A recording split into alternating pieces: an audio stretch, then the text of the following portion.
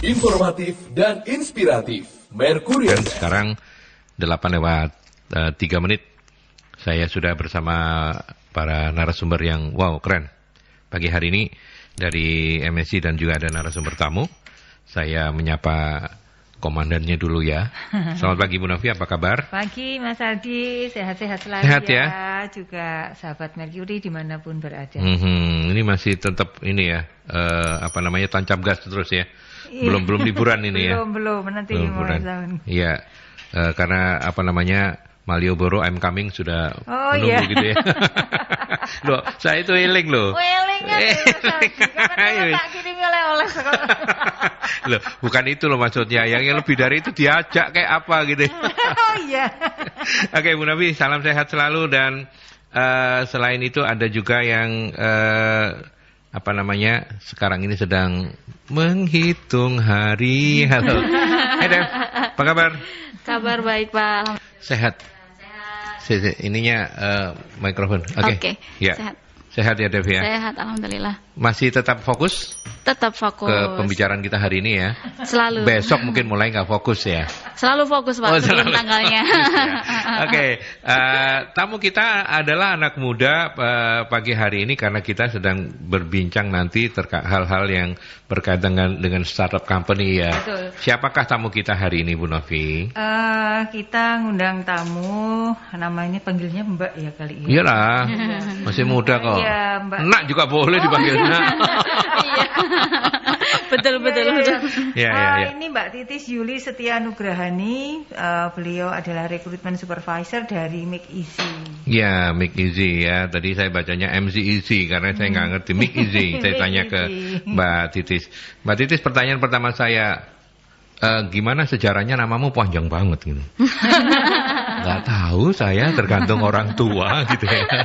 Ya. Oke. Dan hari ini nanti kita akan berdiskusi gitu ya tentang rekrutmen proses ya Bu Novi ya, benar ya? Betul, rekrutmen proses tapi di startup company. Di startup company begitu ya. Ya, saya mau ngobrol-ngobrol dikit dengan Mbak Titis di awal untuk tahu Make Easy ini startup company seperti apa Mbak? Oke. Selamat pagi semua teman-teman. Saya ini baru pertama kali siaran ya, Pak. Iya. Jadi ini pengalaman pertama.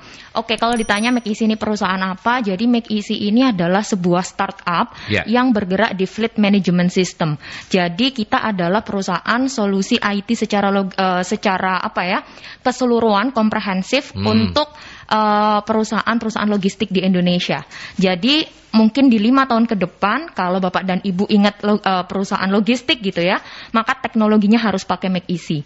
Seperti itu. Jadi untuk pertama sekarang yang digarap adalah teknologi untuk fleet management systemnya. Jadi kalau mungkin Bapak dan Ibu pernah tahu armadanya Alfamidi gitu ya, itu kan banyak sekali mobil-mobilnya. Ini memang harus sebut merek ya, kalau enggak ketahuan. Enggak apa-apa, boleh. Oke, iya. Boleh. Ini hanya contoh aja Pak, mereka kan salah satu pemain juga ya gitu. Nah, mereka punya banyak banget armada. Itu dari manajemen pasti akan susah untuk mengontrol armadanya kemana aja seperti itu. Nah, dengan sistem dari Make Easy itu nanti akan terlihat secara real time dari kendaraan-kendaraannya itu. Posisinya, betul. Kemana saja jalannya. Betul. Gitu ya. Bahkan untuk setiap armada lisensinya itu akan selesai di bulan berapa itu akan ketahuan semua. Oke. Seperti itu. Monitoringnya sampai ke sana ya. Iya, itu Make Easy yang bikin ya. Betul. Ngomong-ngomong sudah berapa tahun operasional startup Anda ini? Dari 2017. Jadi Make Easy ini berdiri 2017 akhir, terus berkembang dan kita memang sedang baru saja dapat pendanaan juga dari salah satu capital venture di Indonesia seperti itu. Jadi udah berkembang ya. Sangat berkembang. Mbak Titis di sana sebagai rekrutmen SPV supervisor. Oke. Yang memang pas banget ketika hari ini kita tidak berbincang hanya sekedar perusahaannya tetapi rekrutmennya kayak gimana begitu ya. Betul. Ada yang beda memang Bu Novi? Nanti coba kita tanyakan ya, tetapi saya membayangkannya begini ya. Karena ini kan sekarang makin marak nih industri startup ini makin marak ya. Gitu ya. Terus kemudian nah dengan marak ini kan dan karena namanya startup mereka juga tadi setahun 2017 baru beroperasi kan berarti masih baru gitu ya. Nah, meskipun masih baru sebenarnya dalam bayangan saya pasti dengan tadi itu yang jenis pekerjaan yang baru, itu kan industrinya baru juga. Artinya IT yang memberikan solusi terhadap logistik gitu ya. Nah, berarti kan saya membayangkan pasti ada kompetensi-kompetensi baru yang dibutuhkan atau nama-nama jabatan baru yang dibutuhkan, sehingga kemudian juga kita harus nyocokin nih. Kalau sekarang orang banyak mengeluhkan tentang generasi milenial yang punya karakter-karakter tertentu gitu ya, yang kira-kira gimana sih nyocokin gitu tadi kebutuhan antara organisasi yang baru berdiri, terus kemudian dengan karakter orang-orang muda yang saat sekarang seperti itu. Nah, itu menyelaraskannya bagaimana? Terus kemudian juga tadi itu bagaimana nantinya mereka ini harus mengelola mereka, karena anak-anak muda ini juga dikenal mereka nggak stay lama di perusahaan. Nah, jadi maintainnya harus seperti apa kayak gitu. Selain tadi itu ketika merekrut pasti ada hal-hal yang khusus yang dicari, sehingga kemudian kita perlu diskusi lah bagi ini gitu. Oke, baik. Nanti menarik untuk kita minta Mbak Titis cerita panjang lebar, tapi sebelum itu saya ke Dev, kalau yang pernah milenial kan, sekarang masih milenial ya? Masih milenial Pak. Ya masih milenial yang udah dikit gitu ya. Tapi nggak apa-apa Mas itu. Oke. Apa namanya komentar Anda Dev dari diskusi awal kita bersama Mbak Titis dan juga Bu Novi? Oke, kalau kebetulan di ini McEasy dulu pernah saya pegang juga beberapa waktu ya Pak ya, sebelum saya di Messi. Oh, jadi Devi pernah ada di McEasy? Oh. Join kan ownernya ini punya 3 perusahaan Pak, jadi Devi handle semua ini dulu. Oh iya. Jadi salah satunya ini McEasy. Jadi awal mula McEasy berdiri sebelum yang sekarang sampai 100 SDM itu Devi bantu untuk handle. Gitu, waktu itu masih awal-awal banget ya. Iya. Dimulai mungkin Devi juga bisa cerita. Sebenarnya Mbak Titi juga mungkin bisa cerita. Dimulainya dari berapa personel waktu itu? Personilnya sekitar 5, 6, 7. Hanya 7 ya. Sekarang berapa Mbak Titi? 100 lebih. Sudah hampir 100. Sudah hampir 100 ya. Nanti kita lihat ya. Ternyata startup company itu bukan hanya bayangan saya ya. Itu paling ya orangnya nggak sampai karena ternyata harus 100. Nah, itu alasannya apa nanti biar Mbak Titi cerita. Betul. Ke Devi dulu. Iya. Untuk perbedaannya tadi ya Pak, memang agak beda kalau misalnya manufaktur, katakanlah kalau di bidang manufaktur industri besar, besi baja ataupun yang lainnya, food beverage kayak gitu, sama yang startup itu beda. Salah satunya itu dari segi proses. Mungkin kalau manufaktur istilahnya pabrik atau industri pabrik seperti itu prosesnya bisa 1 bulan. Katakanlah ketika kita hiring orang HR, kita tanyain proses kamu paling cepat berapa? 30 hari. Sedangkan di startup nggak ada namanya 30 hari. 30 hari itu untuk kita rekrutmen sampai dia sampai dia di hiring. Tapi kalau misalnya di startup, kalau bisa diefisiensi waktunya, harus seefektif mungkin sampai dia closing, sampai dia lulus onboarding, kayak gitu. Nanti kalau di startup akan di highlight yang namanya proses awal sampai dia dimonitoring onboardingnya tadi, sampai dia after lulus dari. Seberapa cepat dibandingkan yang konvensional? Kalau konvensional katanya sebulan ya. Nah, kalau yang startup rata-rata sepanjang yang Devi tahu berapa? Mungkin seminggu, 2 nggak sampai bisa seminggu? Bisa jadi 1 minggu bisa di hiring. Kadang satu kali 24 jam kita bisa hiring orang kalau nemu gitu ya. Yang tepat. Itu karena memang pekerjaan mereka lebih banyak bersinggungan dengan IT ya. Betul. Ya.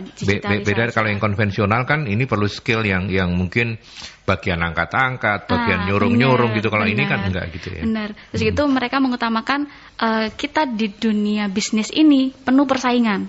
Begitu juga kandidat. Kalau misalnya kamu nggak serius ngelamar di kita gitu di startup, ya masih banyak yang ngantri di belakang. Kemudian ketika kamu sudah sudah di hiring oleh kita, itu juga ada kompetisi lagi. Jadi kamu harus memaksimalkan potensimu sehingga kesempatan yang diberikan oleh perusahaan itu menjadi kesempatan milikmu sampai kamu benar-benar ada engage di situ seperti itu. Oke. Mbak Titis, sebelum kita nanti ngobrol-ngobrol lebih jauh karena heavy kita ataupun topik kita hari ini lebih ke proses rekrutmennya. Tapi sebelum itu untuk memberikan gambaran lebih banyak ke penyiarnya yang nggak paham banget gitu tentang startup company gitu ya. Sama-sama. Nah, kalau sampai 100 itu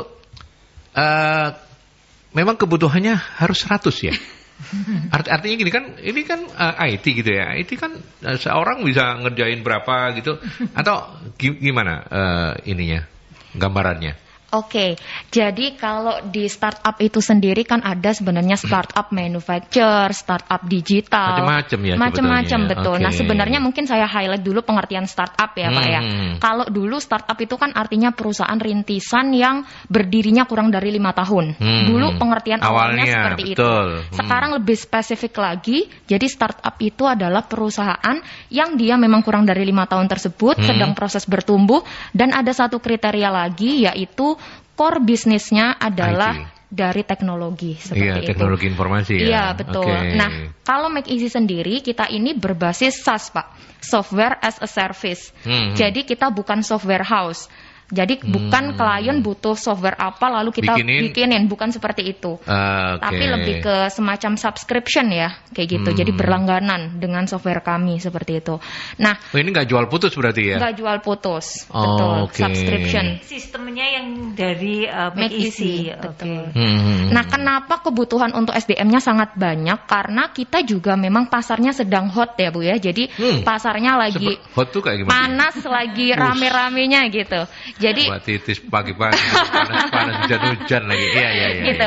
Jadi kalau mungkin kita flashback 10 tahun lalu atau mungkin 7 tahun lalu gitu ya, untuk fleet management system memang tidak seramai sekarang. Sekarang memang benar-benar rame dan memang itu tadi pasarnya sangat berkembang seperti itu. Jadi kita juga kliennya semakin banyak. Dengan kita sistemnya SaaS, jadi ada namanya posisi-posisi seperti product owner, product manager. Di bawahnya product manager ada product manager associate. Di bawahnya product manager juga ada UI UX designer.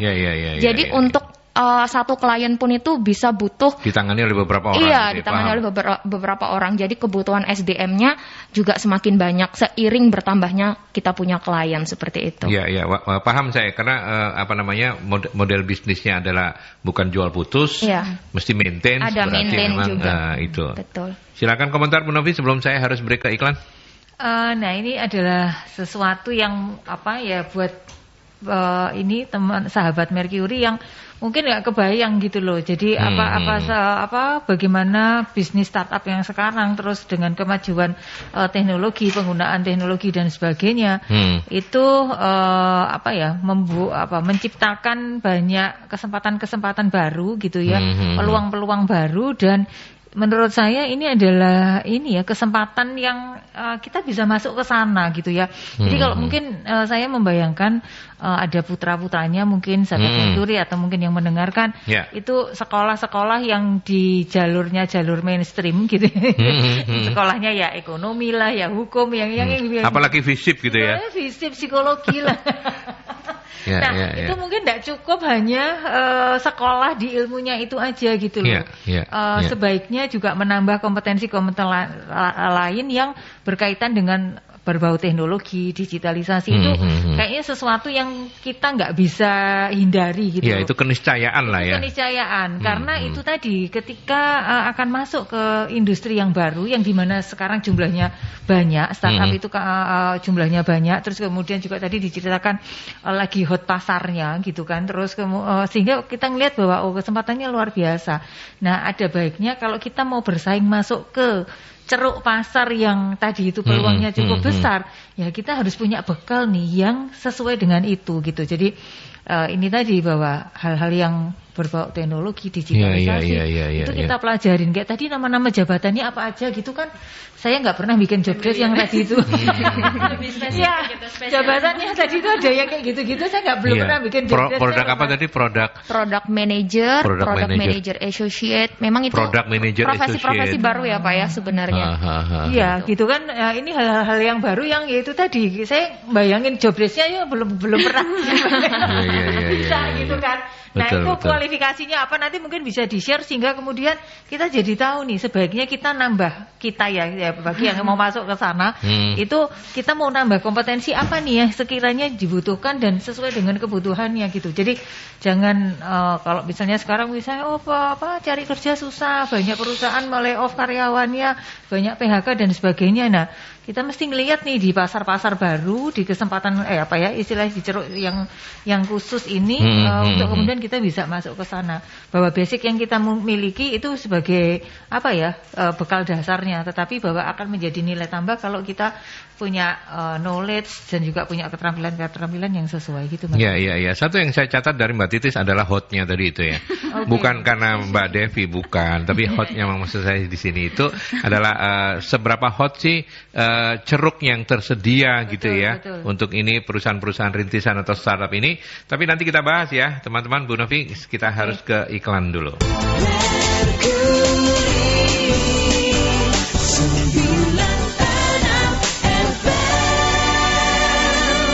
Oke, baik, kita lanjut kembali dan saya balik ke Mbak Titis lagi. Soal rekrutmen ini tadi sudah dibuka sama Devi.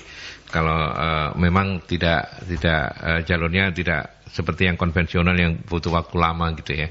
Nah, dalam proses rekrutmen tahapan-tahapannya apa dan kira-kira kalau implementasi yang ada di Make Easy sendiri butuh waktu berapa lama untuk sampai dia bisa join gitu, bisa in charge gitu. Oke, kita patokannya bukan join ya sebenarnya Pak, karena join itu kebanyakan one man notice ya, apalagi kalau dia masih posisinya bekerja di perusahaan lain.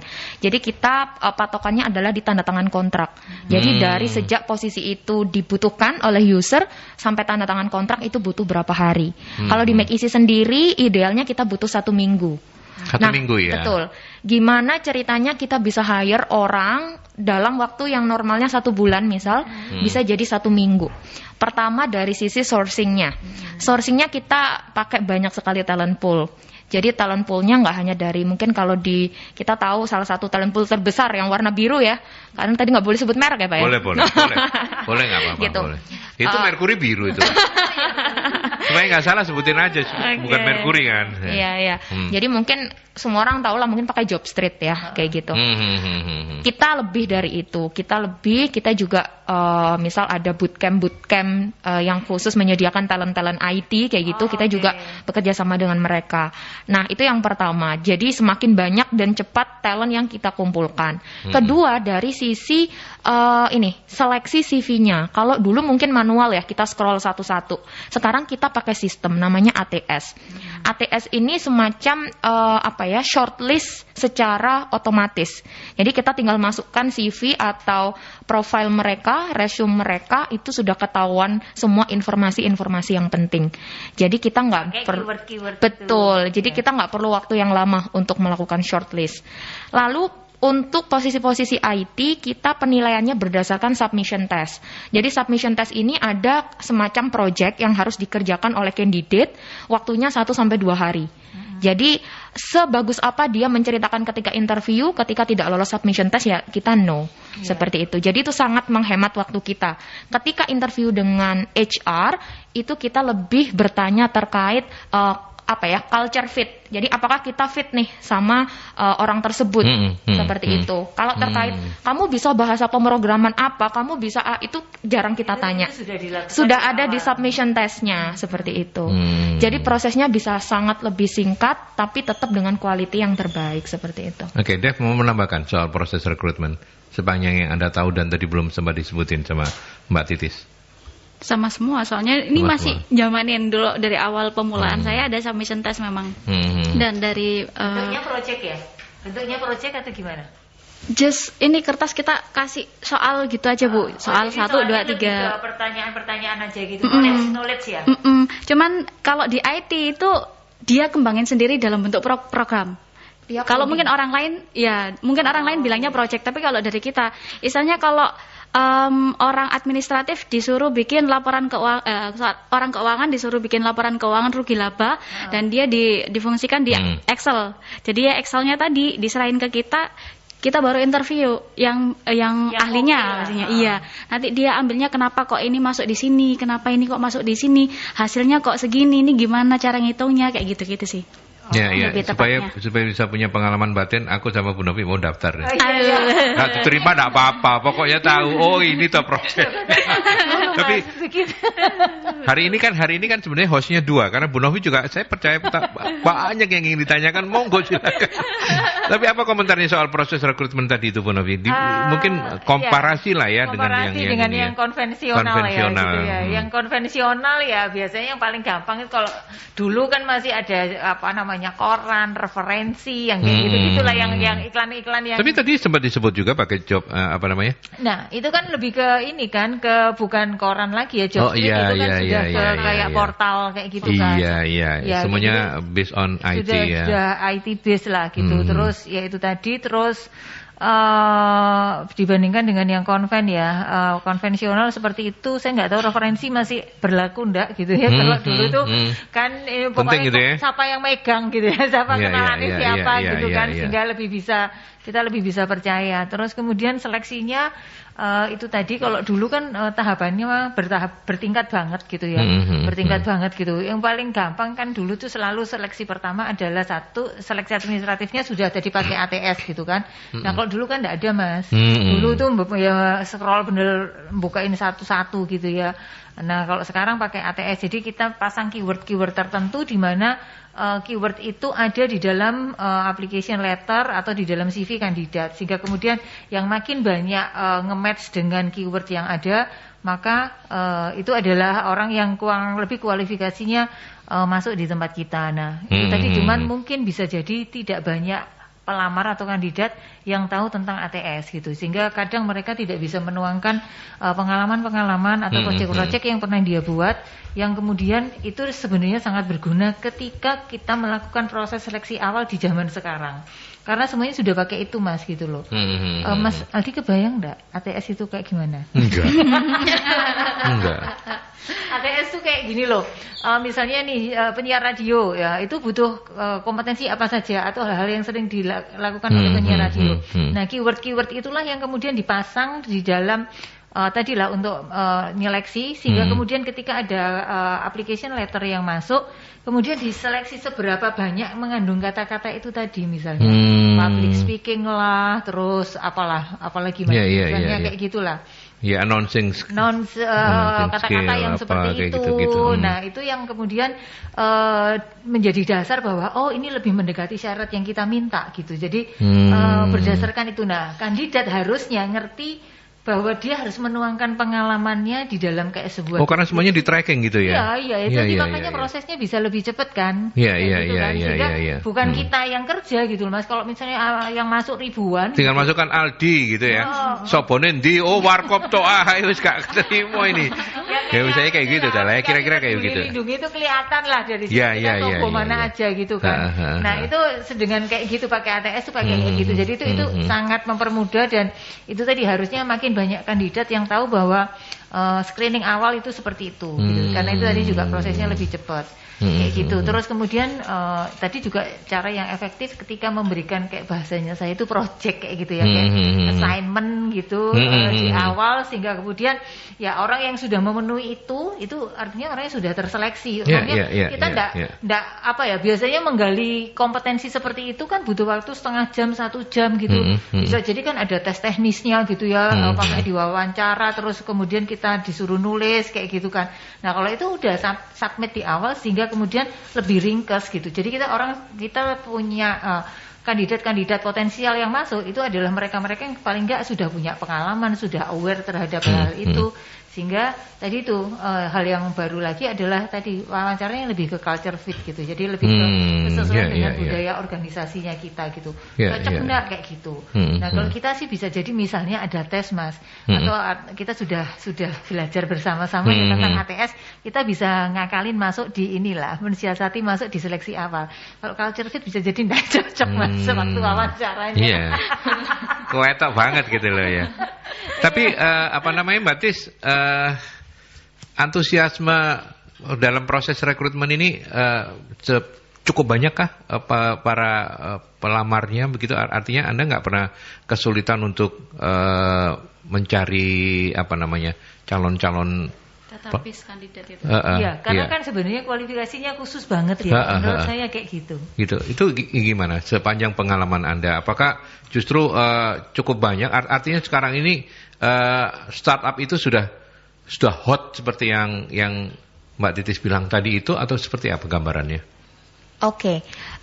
Untuk posisi-posisi seperti engineer atau produk ya dari departemen produk itu cukup susah untuk kita dapat. Jadi talent poolnya harus benar-benar kita cari dari sumber lain. Kenapa? Itu karena ini ya, itu karena memang krunya Make Easy itu memang harus physically datang ke kantor ya. Oh, enggak, Pak. Enggak juga ya? Kita untuk interview dari interview 1, dari semua proses rekrutmennya online. Kalau dia tanda tangan kontrak, itu pun bisa online melalui Microsoft Teams atau Zoom gitu. Atau dia memang kalau ingin tahu kantor McKinsey ya dia datang langsung. Pokoknya semua prosesnya online. Tapi setelah resmi bergabung begitu, mereka juga tidak punya kewajiban untuk ngantor gitu? Oh, sudah full WFO. Full WFO ya, oke. Itukah kesulitannya? Atau gimana tadi saya potong? Jadi gini, kalau di engineer itu Pak, misal kita berbicara terkait bahasa pemrograman. Bahasa pemrograman itu tiap harinya ada perkembangan. Misal dulu pakai bahasa pemrograman katakanlah PHP kayak gitu. Sekarang sudah harus bisa Flutter atau harus bisa lainnya untuk mobile developer. Nah, itu sometimes nggak banyak orang yang sudah mengikuti bahasa pemrograman tersebut. Jadi hanya 1-2 atau mungkin nggak 1-2 ya. Misal di Surabaya ini hanya berapa puluh orang gitu. Beda kalau kita buka posisi untuk misal IT support atau posisi market analyst kayak gitu-gitu, itu jauh lebih banyak applicants-nya. Tapi kalau untuk posisi-posisi yang mengharuskan bahasa pemrograman lebih terbaru itu memang kita agak ada kesulitan. Makanya salah satu yang kita lakukan adalah kita sedang ada program namanya Make Easy Coding Competition. Jadi kompetisi coding bisa dibilang bukan pertama ya, tapi yang cukup bergengsi ya gitu di Indonesia, khususnya di Surabaya. Jadi nanti sasaran kita adalah anak-anak kampus yang fresh graduate boleh atau di semester terakhir. Kita akan taruh mereka di sebuah dalam tanda kutip battlefield ya, kayak dia itu pertarungan coding seperti itu. Nah, nanti pemenangnya akan mendapatkan job offering dari Make Easy. Dan levelnya itu akan langsung kita setarakan level analis di atas staff. Jadi dia akan fast track dalam karirnya seperti itu. Makanya kita tetap promosikan dan buka untuk acara Make Easy Coding Competition ini karena harapannya itu tadi kita dapat kandidat-kandidat terbaik seperti itu. Kenapa? Kita berpikirnya bahwa di perkuliahan mereka akan update dengan bahasa-bahasa pemrograman yang terbaru seperti itu. Jadi kita banyak program-program yang berhubungan juga dengan kampus. Tapi turnovernya cukup tinggi nggak? Enggak ya? Belum. Karena kita juga baru baru 4-5 tahun berjalan ya. Kita alhamdulillahnya turnovernya tidak begitu tinggi. Kenapa? Karena dari sisi employee branding juga sangat digarap dengan baik oleh perusahaan. Jadi sebenarnya kan gini, kita kalau bicara tentang millennials, kita bicara tentang anak tahun 2000-an gitu ya. Itu yang paling dibutuhkan adalah eksis gitu ya di sosial media gitu. Jadi punya kantor yang dia bisa story yang dia bisa share ke teman-temannya kayak gitu. Nah, itu digarap dengan baik oleh Make Easy. Jadi kita memastikan teman-teman yang sudah dalam tanda kutip lulus nanti dari Make Easy punya nama yang baik di perusahaan-perusahaan lain seperti itu. Jadi untuk turnover kita tidak bisa bilang itu tinggi ya gitu. Kalau perusahaan yang head to head-nya langsung dengan Make Easy ada? Pasti ada, tapi kayaknya saya nggak usah mention deh. Nggak usah mention, tapi ada dan masih kalah toh? Masih kalah, buktinya kita yang diinvest oleh East Ventures. Devi, nambahin Dev. Nambahin tentang apa ini Pak? Ya apa aja yang kamu mau nambahin, saya lagi belajar, dan Bu Novi ini lagi belajar. Kadang-kadang Devi juga belajar ngerti, kadang-kadang yang ngerti gitu kan. Kalau untuk proses rekrutmennya bener, aku nyambung info dari Titis dulu ya Pak ya. Karena memang untuk posisi-posisi tertentu emang agak sulit. Kalau memang IT support itu applicant-nya banyak banget. IT apalagi bicaranya administration untuk IT support gitu ya, banyak. Tapi ketika kita sudah sebut UI UX terus gitu front end, terus gitu apa tadi lebih ke spesifik produk yang akan default dia kayak gitu. Itu lamarnya paling 1 bulan bisa jadi 15 Pak, ada kayak gitu.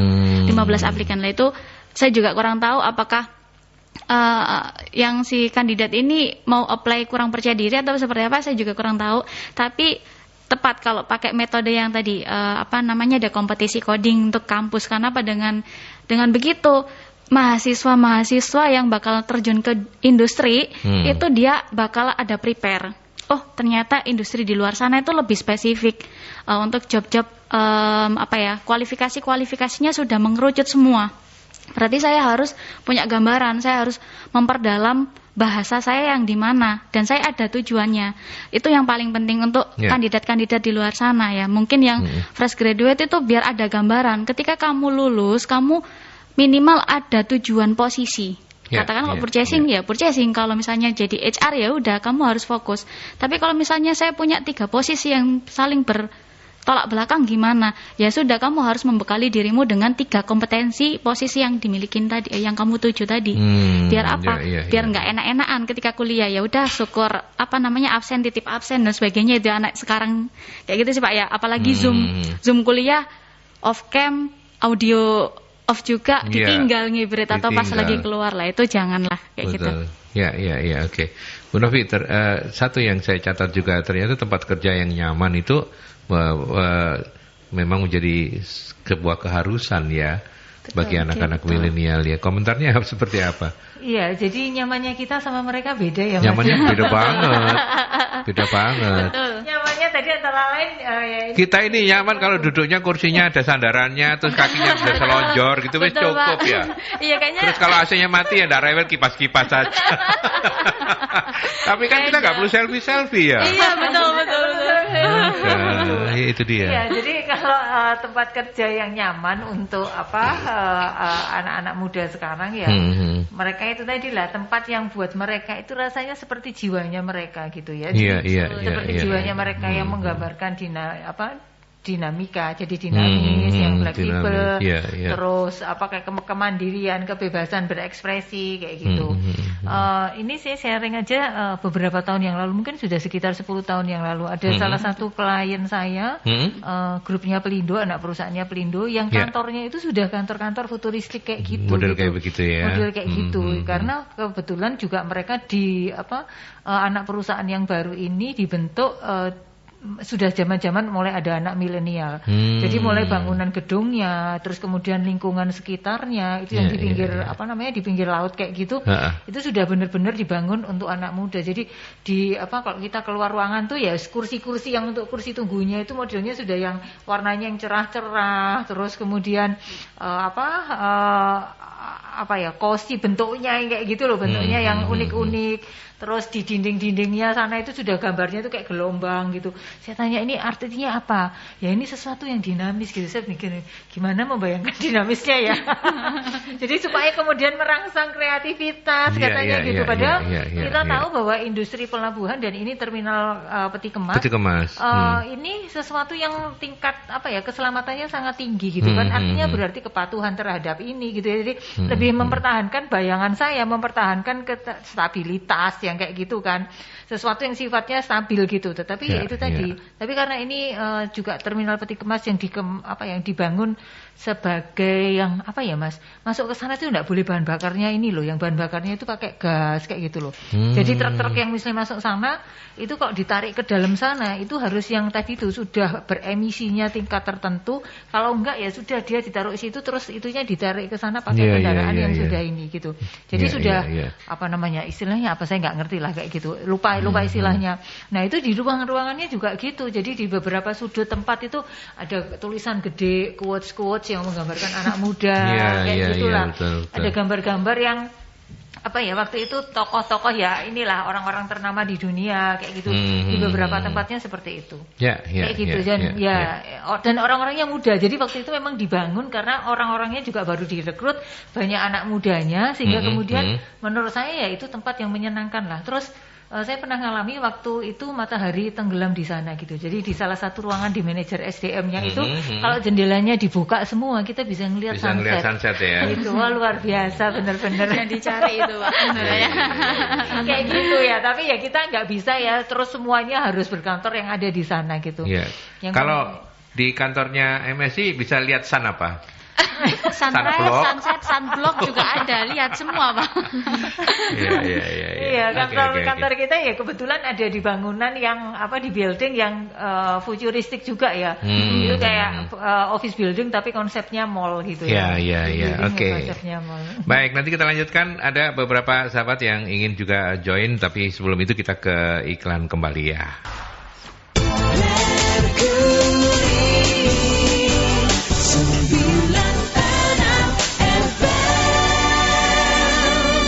Oke, kita lanjut ya. Ini ada Mbak Mita. Mbak Mita ini mungkin contoh kasus gitu ya. Enggak tahu ini. Tapi yang pasti bagaimana harusnya sebuah production house PH melakukan rekrutmen. Karena masalah yang ada sekarang ini pekerja anak-anak milenial itu lebih suka libur di hari Sabtu dan Minggu. Memang begitu? Mereka suka menikmati weekend. Kalau weekend nggak mau diganggu gugat. Sekarang itu kan lagi hits namanya work-life balance ya Pak ya. Jadi anak-anak muda itu merasa kayak saya kerja tapi saya juga harus spare time buat saya liburan, buat saya ketenangan mental. Nah, hal-hal seperti itu sekarang jadi concern untuk anak-anak muda. Jadi kalau di Make Easy sendiri Sabtu Minggu kita kebetulan memang juga libur ya Pak ya. Betul. Namun untuk di hari weekday-nya Senin sampai Jumat, karena kan kantor kita itu cukup cozy ya. Kita bisa Netflix di kantor. Kita bisa nonton Netflix, kita bisa streaming musik. Ada snack juga, disediakan snack itu free flow, silakan ambil seperti itu. Jadi kalau weekday mereka memang better menyelesaikan pekerjaan di weekday sampai malam daripada Sabtu Minggu harus ke kantor. Seperti itu. Jadi iya, kalau ditanya apakah Sabtu Minggu ingin libur, jawabannya adalah iya gitu. Tapi mereka selalu menyelesaikannya di weekday kayak gitu. Jadi artinya kalau menjawab Mbak Mita atau Bu Mita ini, kalau misalnya sebuah production house mau rekrut yang kemudian banyak anak-anak milenialnya, ya tanamkan bahwa weekdays-nya itu yang harus mereka selesaikan seluruh ininya gitu ya. Betul. Jadi pastikan job description kamu atau responsibility kamu selesai di weekday dan kamu nggak akan diganggu di weekend seperti itu. Iya. Tapi Bu Novi yang seperti itu kan tetap aja kalau misalnya di Make Easy itu bisa gitu ya. Tapi di production house, nah kalau misalnya kliennya minta Sabtu Minggu kita mesti ada recording ya atau apa. Tetap nggak bisa ya atau gimana ya? Iya, kalau saya gini, kalau ini kan work life balance gitu ya. Balance itu kayaknya ada sesuatu yang beda terus diseimbangkan gitu. Kalau saya itu lebih cocok konsepnya itu work life integration gitu ya. Integration tuh artinya ya kita sambil jalan, kita sambil apalah gitu ya, melakukan aktivitas yang lain. Even itu misalnya kita sedang liburan gitu, tapi ketika kita memungkinkan untuk melakukan pekerjaan ya kita lakukan gitu. Maksudnya kalau ini sih dari saya dulu berkarir sampai sekarang ini yang saya lakukan gitu loh. Gitu. Jadi kalau saya istilahnya lebih buat saya lebih cocok saya mengistilahkannya gitu ya? Work life integration. Karena kebetulan jenis pekerjaan saya seperti itu, maksudnya bisnisnya kantor saya seperti itu. Jadi itu yang kemudian saya jalankan gitu. Dan menurut dan gini, kalau misalnya memang pas kita libur terus kemudian harusnya libur misalnya Minggu atau misalnya kalau misalnya Sabtu juga pas libur, kemudian kita harus masuk. Ya kita kan berikan pengganti di hari yang lain ya. Gitu. Seperti itu. Jadi ada hari kompensasi lah kayak gitu. Ada hari kompensasi di mana memang saat itu ya memang sedang dibutuhkan, tapi ya namanya sedang dibutuhkan ya, yang minta juga bukan kita, juga kita nggak ngada-ngadain gitu kan. Memang saat itu kebutuhannya saat itu gitu ya. Jadi kayak misalnya paling gampang di MSI adalah kita memang setiap Sabtu Minggu kalau kita mengadakan pelatihan kita yang ujungnya ke sertifikasi BNSP itu memang kita ngambilnya di weekend gitu. Karena pasar kita adalah orang-orang yang kalau weekday mereka nggak mau diganggu gitu. Jadi mereka memang mau nambah ilmunya itu di hari-hari yang memang mereka nggak terganggu pekerjaannya. Karena kalau di hari-hari biasa, karena memang trainingnya atau pelatihannya itu sehari penuh, sehingga mereka memang di hari-hari biasa mereka nggak bisa gitu kan. Jadi seperti itu. Artinya, artinya buat Bu Mita ya tetap harus ada penyesuaian lah ya. Hari ini kita belajar dari Make Easy, tetapi tidak semuanya harus seperti itu ya. Betul gitu ya Tis ya.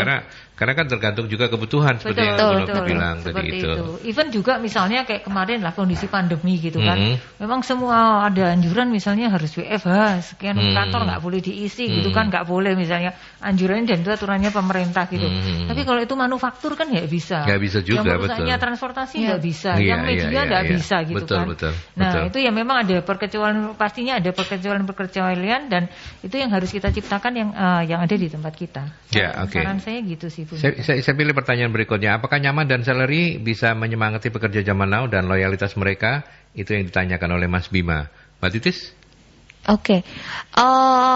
Mungkin saya kumpulkan dari ketika saya interview orang gitu ya, yang paling banyak menjadi concern, mungkin karena ini yang saya interview di usia 20 sampai 25 tahun ya, sekitar itu. Masih lajang ya? Iya, itu sebenarnya justru bukan salary ya, tapi itu tadi sih, terkait career path, jenjang karir, terus yang kedua, pasti menanyakan terkait work-life balance itu tadi. Tapi perlu digarisbawahi bahwa di startup, kita bisa itu tadi ya Sabtu Minggu libur seperti itu. Tapi pace kerjanya dan pressure-nya sangat tinggi. Kenapa? Karena startup ini kan kita belum pakem ya untuk sistemnya dan sebagainya, masih terus berkembang. Jadi kita hanya bisa, atau dalam tanda kutip orang hanya bisa bergabung di startup kalau dia memang agile. Dia punya karakter yang bisa di-press gitu ya, bisa suka tantangan. Iya, suka tantangan dan memang bekerjanya cepat. Mampu bekerja di bawah tekanan begitu ya. Betul, seperti itu. Jadi nggak bisa kalau dia ingin yang steady, dia yang enak, yang stable. Iya, itu nggak bisa gitu. Jadi meskipun saya tadi bilang Sabtu Minggu libur, bukan berarti kayak pekerjaannya enak, singkat, tidak. Tetap pressure-nya sangat-sangat tinggi seperti itu. Jadi kalau kamu masuk ke startup bukan karena untuk belajar, biasanya tidak akan lama gitu. Makanya tadi kembali ke pertanyaan awal. Apa yang jadi concern sebenarnya bukan salary. Bukan gitu salary ya. Bukan salary, tapi kenyamanan itu ya, betul ya. Kalau kenyamanan bukan kenyamanan, tapi apakah dia aspirasinya akan ditampung oleh bos, itu yang pertama. Jadi dia ada kesempatan untuk grow nggak di perusahaan itu. Gitu. Jadi kebanyakan seperti itu, bukan soal salary dan bukan soal kenyamanan aja. Gitu. Baik, menarik ini ya. Terus kemudian ada Ibu Ima, ini memang tidak khusus untuk perusahaan startup, tapi silakan Mbak Titis kalau mau komen juga. Ini role apa yang harus dipersiapkan perusahaan untuk bisa menghandle karyawan milenial dan apa yang harus dipersiapkan saat rekrutmen. Jadi kan selain startup kan sekarang juga banyak perusahaan-perusahaan yang mulai mempekerjakan milenial gitu ya. Nah, saya mulai dari Mbak Titis, nanti ke David, terus yang terakhir ke Bu Novi. Apa namanya anjurannya? Apa yang harus dipersiapkan saat rekrutmen ketika kita mau merekrut anak-anak milenial ini? Yang perlu dipersiapkan ya, pertama kita sebagai recruiter memang nggak bisa kalau seperti gaya dulu kalau kita interview dengan perusahaan-perusahaan manufacturer gitu kan, kayak tegang gitu ya, suasana dalam interviewnya kan tegang seperti itu. Kalau sekarang kita biasanya gaya interviewnya dengan candidate itu lebih mengalir gitu, kita as a friend. Jadi kita tanya, kita gali sehingga kita tahu sisi lain dari orang tersebut. Karena kalau kita hanya berpacu pada pertanyaan-pertanyaan yang bersifat dalam tanda kutip kaku gitu ya, itu mereka sudah mempersiapkan jawaban itu. Makanya biasanya recruiter lebih bertanya ke hal-hal yang di luar pakem gitu ya. Yang mereka tidak akan duga pertanyaannya. Kadang saya bertanya, apa yang akan kamu lakukan di 3 hari terakhir hidup kamu di dunia? Nah, pertanyaan-pertanyaan kayak gitu. Misal kamu masih hidup nih, dan kamu akan tahu 3 hari lagi kamu akan meninggal. What will you do di sisa 3 hari terakhir kamu? Nah, dari situ kita bisa nilai gitu loh, dia jawabannya seperti apa. Dan saya yakin dia nggak prepare untuk pertanyaan-pertanyaan seperti itu gitu. Jadi di pertanyaan-pertanyaannya sudah kita prepare. Terus yang kedua pasti ya tentang koneksi, karena kita semuanya full online ya. jarang sekali kandidat yang mau interview langsung datang ke kantor. Iya. Jadi banyak yang tidak bisa, makanya kita selalu prepare entah pakai Teams, punya Microsoft, atau kita pakai Zoom, Google Meet, seperti itu kita prepare dengan baik. Gitu. Dan dari recruiternya juga harus siap, karena tidak menutup kemungkinan mereka jauh lebih ahli ya daripada kita sebagai recruiter. Apalagi posisi-posisi yang IT seperti itu. Jadi kita harus prepare dari segi apa sih yang akan kita tanyakan ke mereka, kayak gitu sih. Project-projectnya. Baik, Mbak Devi mau menambahkan? Kalau mau merekrut milenial di perusahaan? Pasti satu tools ya, karena memang anak muda zaman sekarang banyak aktivitas yang dikerjakan di luar kerjaan pokok. Biasanya ada side jobnya. Nah itu harus siap juga memfokuskan tadi menaikkan integritas ketika mau hire. Berarti dia harus ditekankan, si pemilik usaha harus ditekankan visi misinya di perusahaan tersebut itu seperti apa. Itu juga harus digali ketika interview. Dan ada transparansi culture fit tadi. Culture-nya di sini seperti ini loh. Nanti ketika kamu dihadapkan dengan culture seperti ini, itu seperti apa nanti? Kamu menghadapinya seperti apa? Ketika dihadapkan masalah seperti ini, solusimu seperti apa? Biarkan dia menggambarkan ketika saya masuk di dunia itu, saya harus seperti apa ya. Jadi dia ada persiapan juga. Dan nanti jawaban dia ya masuk lagi sebagai penilaian lagi si pemilik usaha itu, oh ternyata dia nanti karakternya bakal seperti ini ya kalau ditempatin di posisi ini, kalau karakternya bakal seperti ini nih ketika dia melakukan kesalahan kayak gitu-gitu. Jadi ada persiapan dan ada gambaran. Dan dua-duanya sudah saling ada persiapan. Iya. Kalau di McKinsey semua karyawan full timer ya?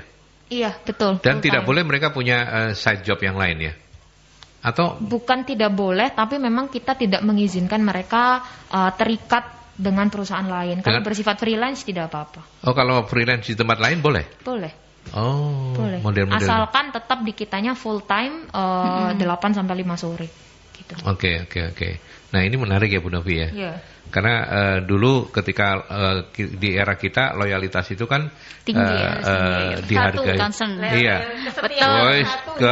Kalau sekarang ini sekarang ini mendua menikah itu enggak apa-apa gitu lah. Iya, karena ya itu tadi jenis-jenis pekerjaannya itu beda ya. Gitu, karena jenis pekerjaannya beda dan ya akhirnya ya juga itu tadi bisa berbagai macam caranya. Nah, tetapi tidak ada problem ya, tidak ada problem kalau misalnya harus mendua menikah gitu. Kalau di tempat saya sebenarnya nggak boleh. Kalau di tempat saya nggak boleh karena itu terkait dengan. Coba kita tanya ke pelakunya ya. Kalau di tempat saya nggak boleh karena takutnya ini terus jadinya gimana kan statusnya nggak jelas nih gitu. Oke, Mbak Titis ngontrol mereka yang punya freelance di tempat lain seperti itu, kebijakan perusahaannya piye Mbak?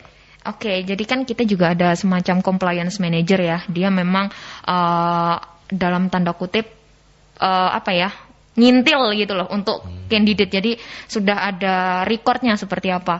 Nah, nggak semua candidate freelance, kebanyakan adalah dari desainer ya, graphic designer kayak gitu. Mereka pasti punya freelance dan mereka terbuka dari sejak awal interview gitu. Dari sejak awal mereka bilang kalau ada freelance dan kita cukup kesulitan untuk membendung itu karena kebanyakan selama ini kandidat-kandidat yang bagus itu mereka punya side job gitu. Sekarang mungkin kita akan melarang mereka lah, kamu nggak boleh di perusahaan lain. Tapi sekarang side job kan macam-macam ya.